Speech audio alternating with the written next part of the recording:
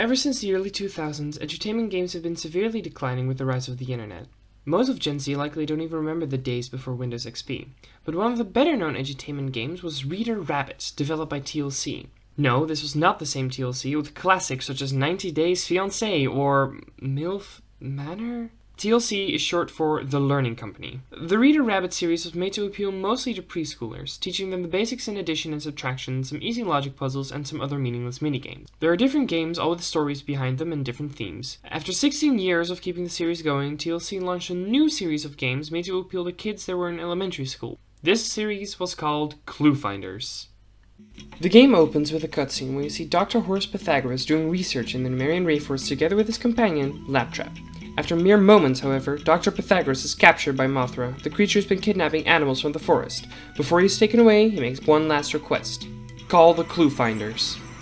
After making her profile, we are taken to another cutscene where we are introduced to our protagonists, Joni and Santiago, who are accompanied by Owen and Leslie.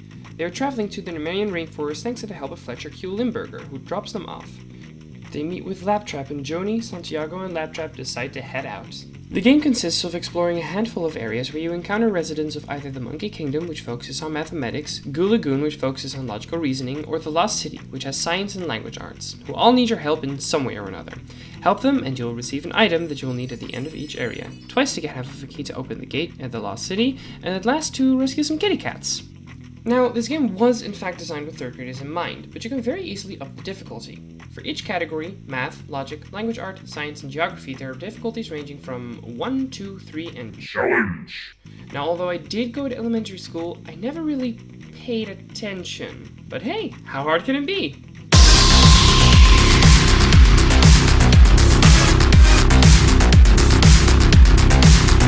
In all seriousness though, the challenge difficulty can genuinely be a bit of a, challenge with some of the categories. Don't get me wrong, as an average adult who grew up in a country with a supposedly good education system, I didn't make many mistakes given that I understood what the game wanted from me. But there were also definitely some parts where the game had me take my time. For example, the very first game I came across where you're required to make the largest possible odd number. I was sure I knew what I was doing. But think that'll work. Whoops. Looking back through the footage, I found some other beautiful moments of great intellect, such as this one. You need to pick the vine that indicates the correct amount of feet for the circumference of the pool of whatever that is. Even the monkey asking for help doesn't want to tell you. Anyway, it's really quite simple. You just look at the measurements it gives you on the rocks, and since with the rectangle, sides that are opposite to each other are the same length, you can just figure it out that way. But, as you can see by how the long footage has been playing, I struggled. Another one that had me take a moment to think about was a game where, based on some facts given to you, you need to figure out which worm needs to be seated in what seat on a bus. It isn't necessarily hard if you take your time, but it can be fun to figure out which worm to start with and how to narrow the other options down. Similar to the game I just mentioned is one where you are presented with a picture and some clues regarding what it is. Then, you have to pick from multiple answers what you think it is. It is, again, not necessarily hard, but it was fun nonetheless. The rest of the minigames are as follows. One where you have to read a short story to solve a math problem, one where you have to use some clues given to you to figure out what day of the month the Queen's Flabberwalk is supposed to be fed, one where you have to insert the correct amount of money in a chest to free a monkey's tail, how does it even happen? And one where you have to make this log level by placing the correct amount of weight on the left side. Holy shit, it's a sentient rock with freaking snakes coming out of its eyes! Who is this game meant for again? Third graders? Aren't those kids like 8? Well, anyway, after Miss Rockdusa explains how it's impossible to get over the ravine and you're left to figure out the problem, there isn't a single sound to be heard except for the sizzling of snakes. Yeah, I couldn't take her seriously anymore afterward. Anyway, let's see what's left.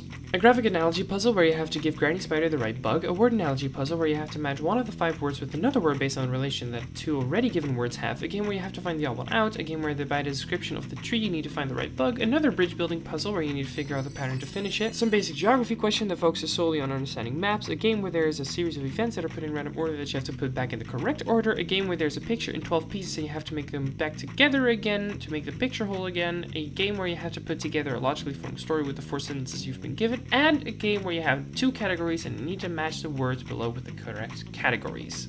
Now, I've left the final games of each area for last, since they're the longest, and, well, it made sense for me to do it this way. At the end of the Monkey Kingdom, there's this sentient rock. By the way, what is it with all the sentient rocks? Anyway, he shows some numbers and you have to figure out if you should add, subtract, multiply, or divide the numbers to get a number that makes sense given the numbers on the screen. This scales in difficulty by just making the numbers bigger. I'm not sure how much difficulty this actually adds, but either way this game can get very repetitive and boring. The Goo Lagoon does something a lot more interesting in my opinion. You have these beetles that you have to place at the bottom and then have to guide to the top of the wall. The challenge comes with figuring out where to place the beetle so that throughout its journey it'll keep being able to move up. It's kind of like a maze puzzle, but you aren't always certain if you are still on a path at all. This one had me take my time, and I enjoyed it thoroughly. Lastly, in the Lost Kingdom, you have this bridge building game. You get domino pieces that you have to place in such a way that all the connecting words have some similar feature. For example, father and son, or they and she, or shoes and socks. Again, a nice challenge in logical thinking and vocabulary. I'd say this is on par with the last game of Goo Lagoon. In terms of story, the game actually has one. Isn't that great to hear? An edutainment game that actually has a story. You'll find clues as to the mystery of Mothra throughout the game.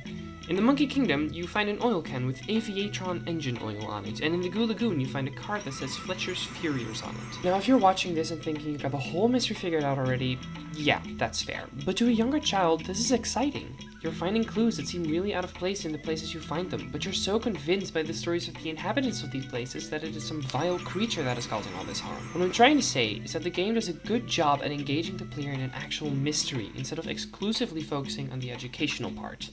Speaking of not exclusively focusing on the educational part, this game isn't afraid to integrate humor in its interactions between the characters and genuinely got a few laughs out of me, like this very first interaction with Bongo. Listen, Bingo. Bongo! Bongo? Bingo! There's countless beautiful lines to state, so just for you, I've compiled some of my favorites. Enjoy! Do you believe you'll catch that boomer addict? With a little mathematics you'll apply.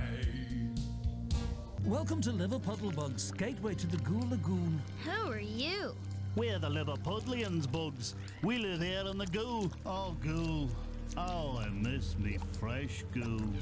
You're a dreamer, mate. Hasn't been any fresh goo since that fiendish Mothra showed up.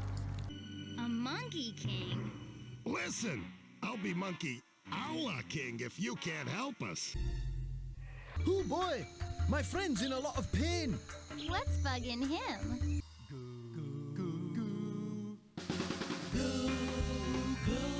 What happened to you?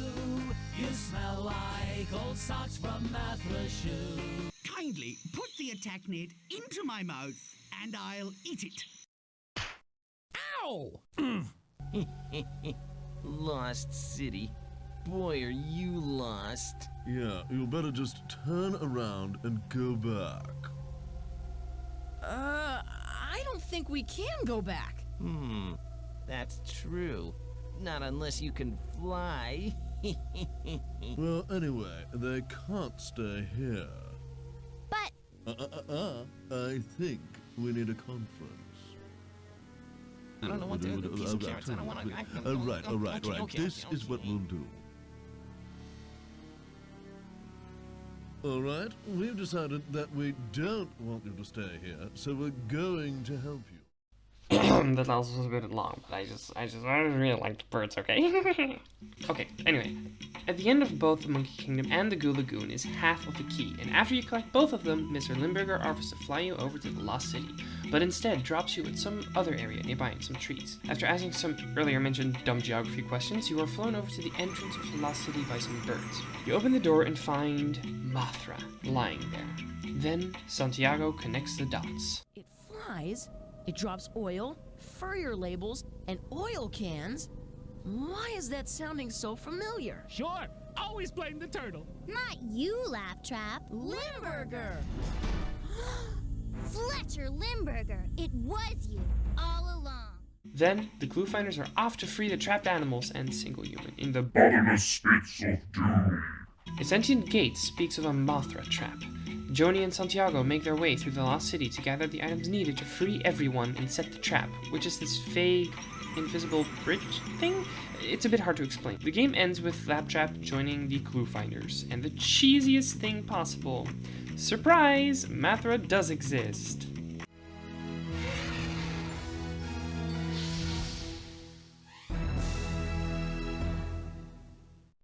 The Thank you so much for watching. Since this is my first video like this, I'm still experimenting a bit with what works and what doesn't, so if you have any suggestions, please let me know. I wish you lots of hugs and happiness, and see you next time. I'd really like to help you, but I'm just no good at math. Do you believe in monsters rising from the grave? If you believe that using calculation you'll select the operation, then we're safe.